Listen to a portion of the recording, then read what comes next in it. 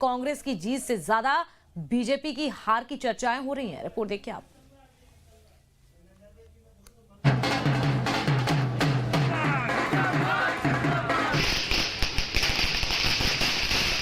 इंतजार खत्म हुआ और मध्य प्रदेश की 2 विधानसभा सीट समेत छत्तीसगढ़ की एक सीट पर हुए उपचुनाव के नतीजे आ चुके हैं। इन तीनों सीटों पर सभी की निगाहें टिकी हुई थी। इसके अलावा जिस सीट की सबसे ज्यादा चर्चा थी वो है एमपी की विजयपुर सीट, जिसके रिजल्ट को लेकर भी लोगों में काफी उत्सुकता थी और विजयपुर के नतीजे भी चौंकाने वाले ही आए और यहाँ पर रामनिवास रावत को हार का मुंह देखना पड़ा।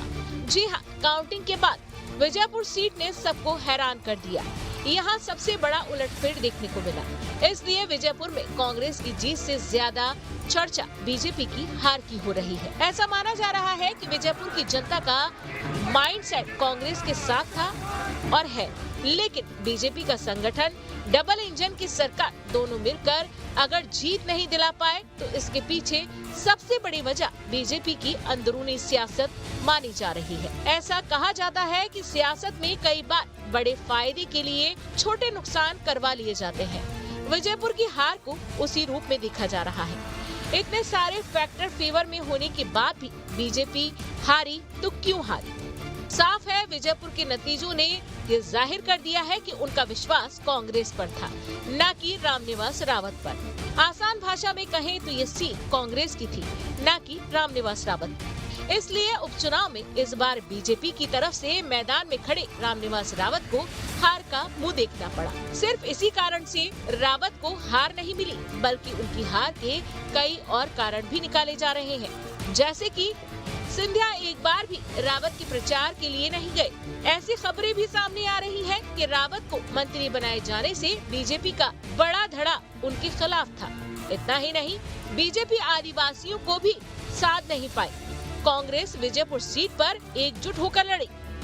बात बुदनी सीट की करें तो यहाँ शिवराज की जाते ही बीजेपी का जादू कम होता दिखा। 1 लाख वोटों से जीतने वाले शिवराज के मिस्टर भरोसेमंद रमाकांत भार्गव की जीत का अंतर 10% से भी कम आकर टिक गया। पूर्व सीएम शिवराज सिंह चौहान ने 2023 विधानसभा चुनाव में कांग्रेस के विक्रम मस्ताल को 1,04,974 वोट से हराया था। वहीं अब बुदनी से ही बीजेपी के उम्मीदवार रमाकांत भार्गव ने कांग्रेस के राजकुमार पटेल को 13,109 वोटों से हराया है। बात छत्तीसगढ़ की रायपुर दक्षिण सीट की करें तो रायपुर दक्षिण उपचुनाव में बीजेपी प्रत्याशी ने बड़ी जीत दर्ज की है। सुनील सोनी ने कांग्रेस के आकाश शर्मा को 46,167 वोटों से हराया है। सुनील सोनी को कुल 89,220 वोट मिले हैं। वहीं कांग्रेस प्रत्याशी आकाश शर्मा के पक्ष में 43,053 वोट पड़े हैं। साफ है, एमपी में हुए उपचुनाव में बीजेपी और कांग्रेस के लिए मुकाबला जरूर बराबरी का था, लेकिन जो नतीजे विजयपुर में देखने को मिले उस पर बीजेपी को मंथन करने की जरूरत है। Team news state. विजयपुर उपचुनाव में बीजेपी को बड़ा झटका लगा। यहां से वन मंत्री रामनिवास रावत चुनाव हार गए। कांग्रेस अपनी सीट बचाने में कामयाब रही। रावत के हार के क्या कारण रहे हैं, आइए जानते हैं। देखिए आप रिपोर्ट।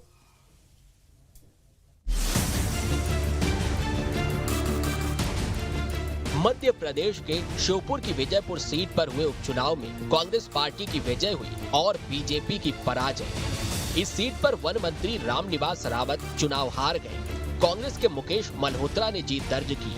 जीत का श्रेय उन्होंने विजयपुर की जनता को दिया है। हम तो शुरू से ही आश्वस्त थे कि यहाँ पे कांग्रेस पार्टी जीतेगी और जो उनका क्षेत्र था जहाँ पे उनने आतंक किया वहाँ पे थोड़ा सा हम आगे पीछे रहे थे, लेकिन जैसा ही इधर विजयपुर क्षेत्र कराल क्षेत्र आया तो वहाँ के मतदाताओं ने पूरा सहयोग किया और जनता ने वोट दिया, हम चुनाव जीते। विजयपुर की जीत से कांग्रेस पार्टी गदगद है। ढोल नगाड़े बजाकर जश्न मनाया जा रहा है।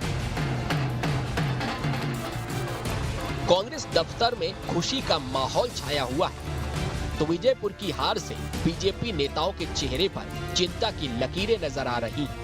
सवाल है कि आखिर क्या वजह रही कि बीजेपी विजयपुर में चुनाव हार गई। सहरिया आदिवासियों की अच्छी संख्या है। 60,000 से ज्यादा आदिवासी वोटर हैं। मुकेश मल्होत्रा खुद आदिवासी समाज से आते हैं। रामनिवास रावत ओबीसी समाज से आते हैं। मुकेश मल्होत्रा को आदिवासी होने का फायदा मिला। कांग्रेस लगातार आदिवासियों के मुद्दे पर बीजेपी को घेरती रही। कांग्रेस का आदिवासी कार्ड काम आया। दूसरी वजह, विजयपुर विधानसभा सीट कांग्रेस का गढ़ है। 1990 के बाद से कांग्रेस से रामनिवास रावत चुनाव जीतते रहे। 1998 और 2018 चुनाव में रामनिवास रावत हार गए।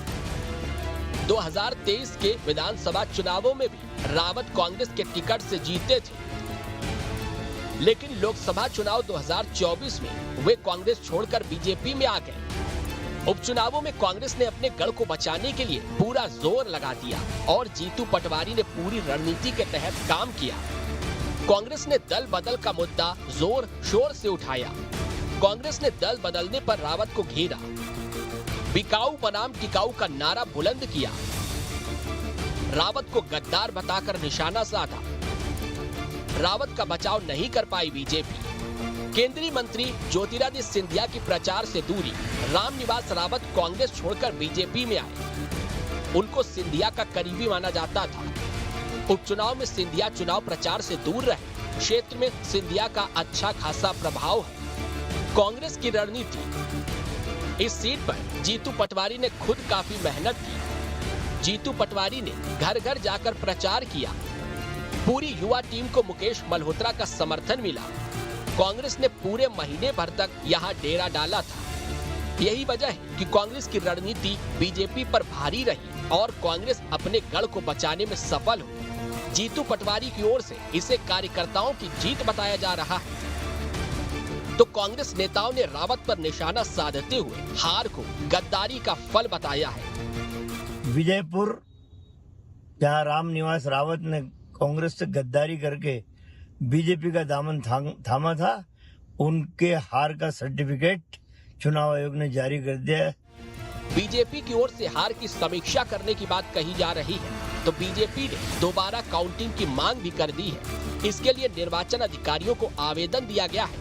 हालांकि सीएम मोहन यादव ने कहा है कि विजयपुर कांग्रेस का गढ़ था, लेकिन इस सीट पर बीजेपी का वोट शेयर बढ़ा है। कांग्रेस के ही विधायक रामनिवास जी हमारे परिवार में आए, तो हमारा वोट भी पूरा आगे बढ़ा। बीजेपी के नाते से जो 18,000 से बीजेपी हमारी थी, आज लगभग 7,000 ऊपर वोट से हमने लूज किया है।